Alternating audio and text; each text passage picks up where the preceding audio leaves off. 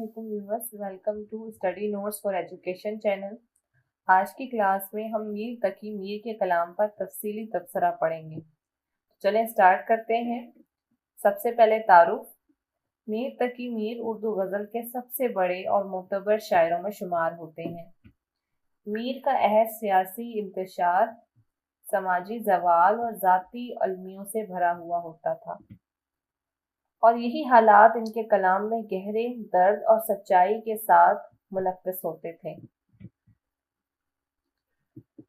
मीर की शायरी इंसानी दिल के एहसासात की निहायत सादा मगर असर अंगेज तर्जुमान है।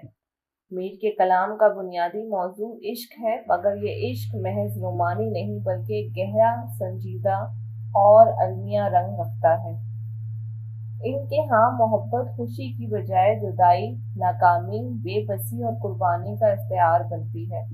मीर इश्क को रूहानी तजुर्बा बनाकर पेश करते हैं, जिसमें इश्क खुदी को मिटाकर महबूब में फना हो जाता है। मीर के कलाम का मरकजी ख्याल। मीर के कलाम का बुनियादी मौजू इश्क है। इनके यहाँ मोहब्बत सिर्फ रोमानी नहीं बल्कि दर्द, जुदाई, नाकामी और कुर्बानी की इलामत भी है।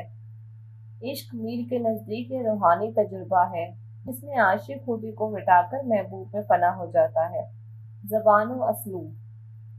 मीर का असलूब सादा, फितरी, दिलनशी है। वो रोज़मर्रा की ज़बान में गहरी और मायने खेज बात कह जाते थे, जिससे हर दौर का कारी मुतासिर होता है।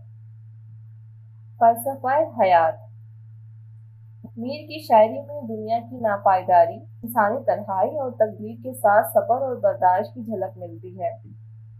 वो शिकवा ज़रूर करते हैं, लेकिन जुल्म और हालात के खिलाफ मुज़ाहमत से ज़्यादा सब्र की मिसाल देते हैं।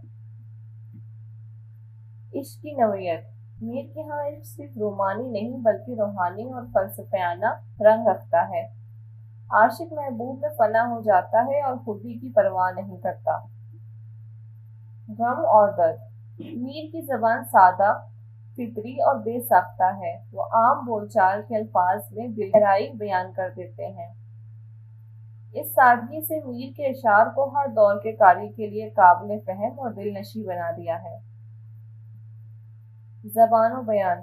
मीर की शायरी में सोज़ो गदाज नुमायां हैं।